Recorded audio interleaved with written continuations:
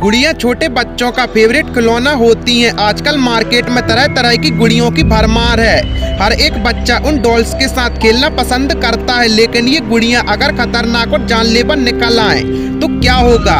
Hollywood में release हुई film Annabelle भूतिया गुड़ियों पर बनी है। असल में वो एक सच्ची कहानी पर आधारित है। आज हम आपको इन्हीं भूतिया गुड़ियों के बारे में बताने जा रहे हैं जो अस्तित्व में हैं।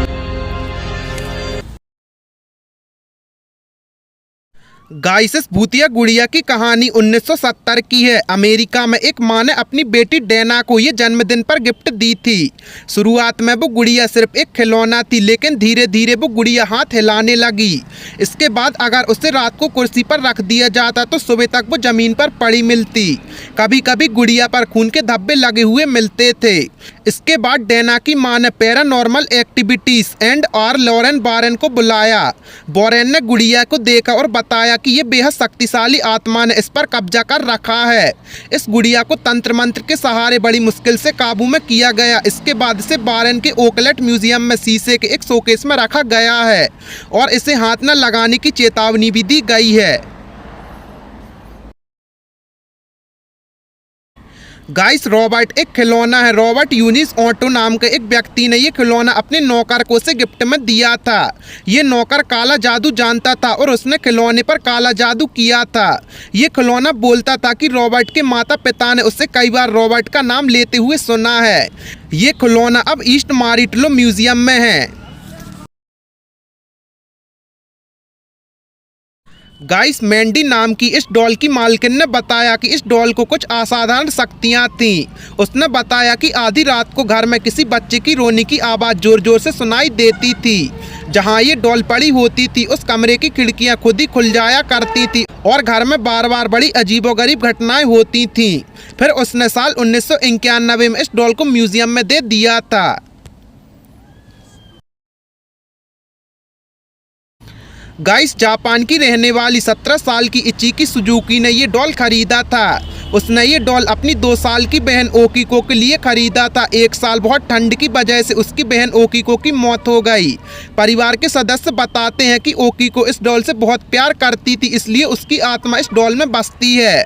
गाइस, परिवार की दूसरी जगह चले जाने के कारण डॉल को किसी मंदिर में रख दिया गया है। कहा जाता है कि ये डॉल के बाल खुद ही बढ़ते हैं। हालांकि नियमित रूप से इसके बाल कटवाए भी जाते हैं, लेकिन ये बढ़ते रहते हैं।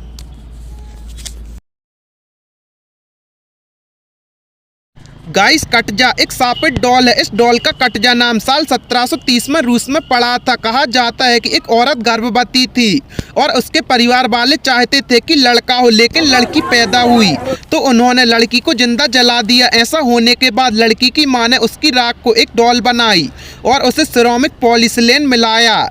उसके बाद सभी पीढ़ियों ने इस डॉल की रक्षा की, क्योंकि उनका मानना था कि ये सापिट डॉल है। इस डॉल को ईबे पर बेचने के लिए भी तैयार किया गया, लेकिन ईबे से इसे जल्दी बंद कर दिया गया।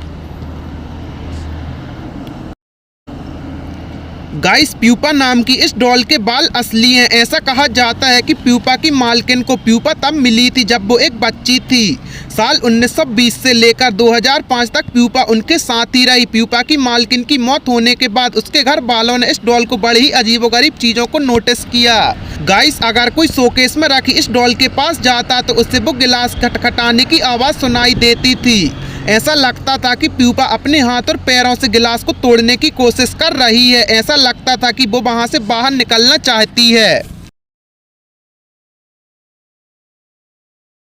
गाइस, मर्सी डॉल की मालकिन सेरेर एक पैरानॉर्मल इन्वेस्टिगेटर है। उसने इस डॉल को ईबे सेलर के जरिए खरीदा था।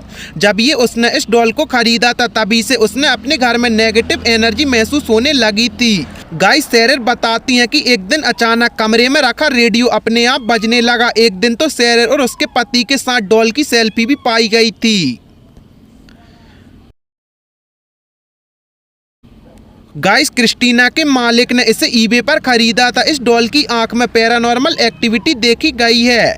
गाइस, इस डॉल के मालिक बताते हैं कि जब बहुत ज़्यादा फोटो क्लिक की जाती हैं तो फोटो की श्रृंखला खुद ही बदल जाती है। गाइस, इतना ही नहीं, इस डॉल की स्थिति भी फोटो में बदल जाती है। इसके बालों की सभी गांठें निकाल दी जाती हैं, लेकिन फिर भी अगले दिन इसके बाल उलझ जाते थे। गाइस आपको इन भूतिया गुड़ियों के बारे में जानकर कैसा लगा हमें कमेंट सेक्शन में ज़रूर बताएं और ऐसे ही अमेजिंग फैक्ट्स के लिए अपने चैनल को सब्सक्राइब करें।